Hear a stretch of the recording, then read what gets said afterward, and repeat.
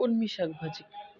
সবুজ সবুজ করে সুন্দর করে কলমি শাক ভাজি করতে আমার যেসব উপকরণ লাগছে সেটা হচ্ছে কাঁচামরিচ কুচি, পেঁয়াজ কুচি, রসুন কুচি আর ধনিয়া পাতা। চলেন নেক্সট স্টেপে যাচ্ছি আমরা। আমরা শাকগুলোকে একটা কড়াইতে দিয়ে ভাপ দিয়ে নেব।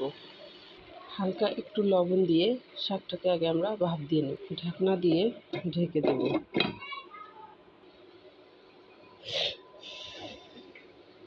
এরকম শাকগুলো হয়ে যাবে। শাকগুলো এরকম করে ভাবে দেওয়ার পরে আমরা নামিয়ে নিব চুলা থেকে। পাত্রে শাকগুলোকে আমরা নামিয়ে রাখবো। তার একটা কড়াইয়ে আমরা শাকটাকে ভাজি করব। কিভাবে?